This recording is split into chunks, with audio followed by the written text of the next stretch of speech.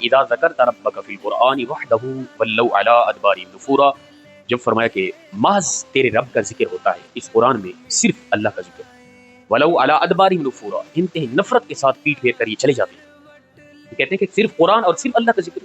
ہمیں اس نفرت، اور جن کو ہم معبود سمجھتے ہیں، جن کو ہم پکارتے ہیں، جن کی عبادت کرتے ہیں، جن کو ہم کچھ مانتے ہیں، ان کا بھی ذکر کرو، محض اللہ کا نہیں، فرمایا نفرت کرتے ہیں۔ یہ مشرکین قریش مکہ خاص طور پہ ان کا یہ طرز انداز تھا کہ وہ کہتے تھے کہ محمد تم صرف اللہ کی بات کرتے ہو، صرف قرآن نہیں، جن کو ہم چاہتے ہیں ان کی بھی بات کرو۔ اور یقیناً یہ ہر دور میں، ہر مذہب میں، ہر مسلک میں یہ رہا ہے، ہر کوئی چاہتا ہے کہ اللہ سے ہٹ کے بھی کسی ایسی شخصیت جن کو میں فالو کرتا ہوں اس کا ذکر بھی ساتھ ہو، صرف اللہ کا۔ تو فرمایا، اللہ فرماتا ہے کہ وہ اپنا ولو علی ادبارہم نفورا، نفرت کے ساتھ پیٹ پھیر کر چلے جاتے ہیں، صرف قرآن اللہ نہیں، ہمیں یہ پسند نہیں۔ تو یہ ایسے لوگوں کے لیے فرمایا کہ یا ربی ان قومی اتخذوا ھذا القرآن مہجورا، یہ اپنا سورہ الفرقان ہے۔ اللہ فرماتے ہیں پھر نبی قیامت کے دن اللہ کے یہاں شکایت کرے گا، التجا کرے گا، مالک یا ربی، اے میرے رب، ان قومی اتخذوا ھذا القرآن مہجورا، میری یہ وہ ایسی قوم ہے اس نے قرآن کو چھوڑ دیا تھا، قرآن سے ہٹ کے یہ کچھ چاہتے تھے، ان نے قرآن کو چھوڑ دیا تھا۔ قرآن کی عظمت، مقام، مرتبہ کیا ہے؟ فرمایا لو انزلنا ھذا القرآن علی جبل لرأیتہ خاشعا متصدعا من خشیۃ اللہ، اگر اس قرآن کو اے انسان، اے مومن، اے سمجھنے والے، اے اور کہیں دوڑنے والے، اے بھٹکنے والے،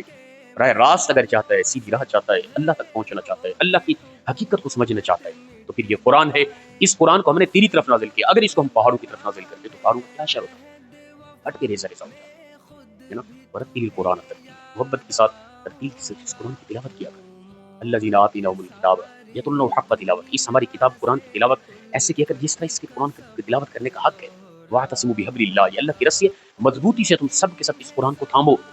واذکروا نعمت اللہ علیکم، یہ اللہ کی بڑی نعمت ہے تم پر، اس کو یاد کرو، تم آپس میں دشمن تھے، نفرتیں تھیں، بکھر گئے تھے، فرقے بن گئے تھے، اللہ نے یہ قرآن تمہیں عطا کر کے تمہارے آپس کے دلوں کے اندر محبت پیدا کی، تم بھائی بھائی بن گئے، یہ قرآن کی برکت ہے۔ یا ایھا الناس قد جاءتکم موعظۃ من ربکم وشفاء لما فی الصدور وہدی ورحمۃ للمؤمنین، فرمایا اے لوگو سن لو، یہ قرآن تمہارے لیے نصیحت ہے، یہ تمہارے لیے تمہارے دلوں کی مرض کی شفا یہ قرآن ہی ہے، کہیں اور سے شفا نہیں ملے گی، یاد رکھیں۔ یہ میرا اور آپ کا ایک کم عقلی نادانی ہوگی کہ ہم کہیں اور سے شفا محسوس کریں، اللہ کا یہ قرآن دلوں کی اپنا سیاہیوں کو مٹاتا ہے،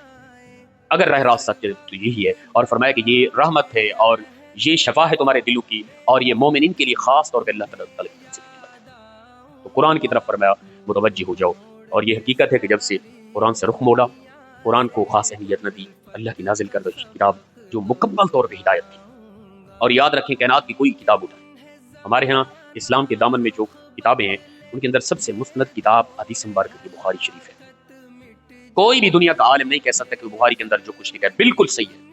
اس وقت کئی روایات ہیں جن کی ہم تردید کرتے ہیں غلط ہے، من گڑت ہے، بخاری کے اندر یاد رکھیں،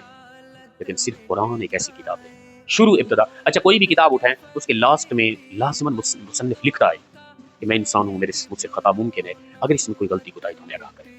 لیکن صرف اس کائنات کے اندر قرآن ایک ایسی کتاب ہے، شروع ہوتے ہی ذالک الکتاب لا ریب فیہ، یہ ایک ایسی کتاب ہے اس کے اندر کوئی شک و شبہ کی گنجائش قطعاً نہیں ہے۔